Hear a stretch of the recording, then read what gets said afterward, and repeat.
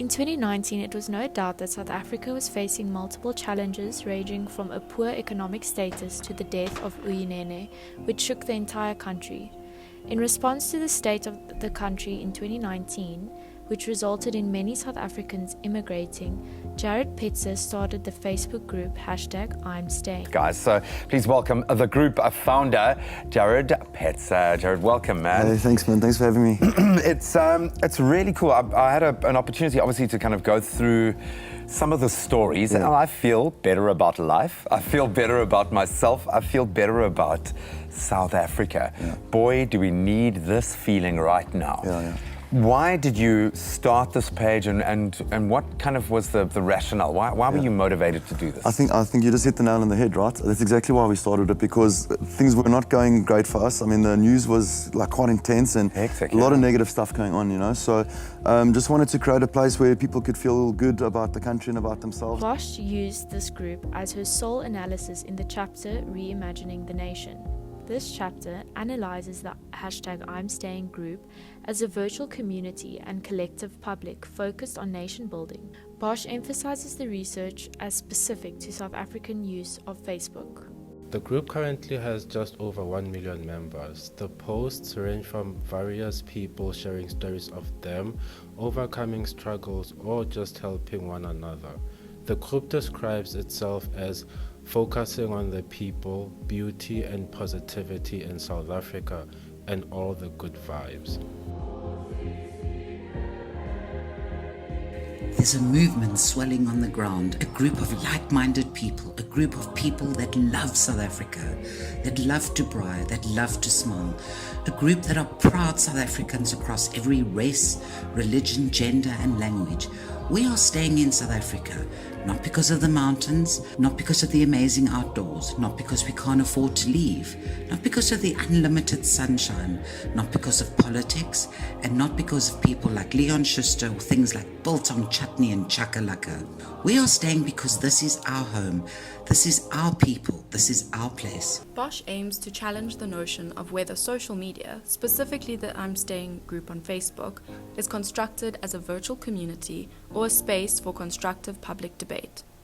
The chapter focuses on Facebook and explores how it is used for expression of cultural citizenship in South Africa. The research builds the argument for the use of social media for the formation of collective publics. A few of the ideas or debates the research responded or contributed to includes a concept of imagined theory by Anderson in 2006, whereby people feel a sense of national identity and belonging to a national collective. This is regardless of whether they engage in face-to-face interactions. The researcher looks at storytelling as a form of cultural identity. Bosch highlights that the group controls the narrative and has been critiqued for deleting negative posts and removing members for being too critical. Please delete negative comments as a common refrain, with comments often deleted by moderators, resulting in the deliberate silencing of dissenting views and a hegemonic white middle-class construction of history, highlighting power relations of inclusion and exclusion. Another idea explored by Bosch is social identities. The comments are not simply a dialogue between two subjects, but a performance of social connection before a broader audience. In turn, a networked society is formed, which Castells looks at as activities of society that have been structured around these technologies. Van Dijk later defined a networked society as being increasingly organized by media networks, which replaced face-to-face communication. Bosch also looks at Nancy Fraser's idea of counterpublics. The I'm Not Staying page, liked by 82 people, is in contrast to the 1.2 million members of the #I'mStaying page. Neoliberalism is also explored, as the #I'mStaying page is now often used to promote small businesses online. Looking at the methods used, Bosch used a manual analysis of the page and its users' posts between the 1st and the 29th of October 2019.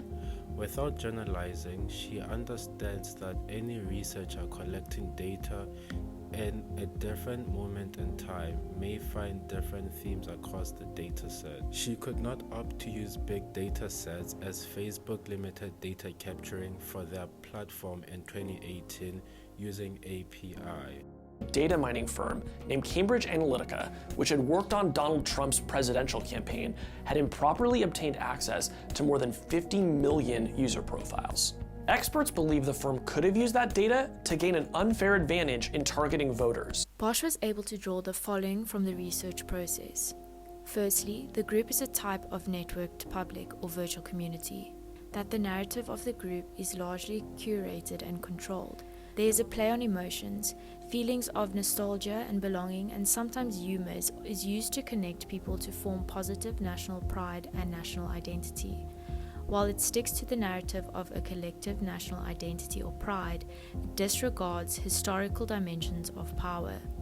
It deliberately avoids issues of politics and discomfort systematic injustice may bring. It focuses on a particular version of South Africa, much like the Rainbow Nation. It is one of the interconnected publics. While it is subjective, we need to remind ourselves that people can be a part of different counterpublics. Social media holds the potential to also be part of a democratic public sphere. Bosch then finally concludes the following. We need to find a way to converse on social media about issues without getting emotional or offended. While the public sphere promotes a discussion as if everyone were equals, it is in fact inevitable that there is a power imbalance amongst voices due to social status, following count, and education. On the group, most people who were heard were the ones who could speak and write English, had a great amount of following, and were able to show how they did something for others. This is often associated with wealth. This chapter's research complicates our understanding of the public sphere in the following ways. How can the public sphere be public when narratives are constructed? Is this real democracy? Africans themselves from all walks of life actually balancing the narrative for South Africa is very exciting for us. That power of storytelling, of actually having those granular stories of the good things that are going on in South Africa, it's the same way we do with Homecoming Revolution. When we encourage South Africans to return home, it's all based on storytelling, on the real stories of people in South Africa. On the group, everyone is allowed to contribute as if they were equal, but only if it's a positive comment. Many social media pages are set up in this way. A narrative is constructed, and unless you do not add onto that specific narrative, your point is seen as invalid. The second way the chapter's research complicates our understanding of the public sphere is that if we see politics and politicians as the other to the public, how are power dynamics not a threat to democracy? We cannot speak of the president this way just because he is the president, for example. Lastly, we ask ourselves, is the disruption and reconstruction of the public sphere not the very thing that needs to happen in order for democracy to develop? Power struggle is so unbalanced that people find new ways. They find new ways to communicate their message.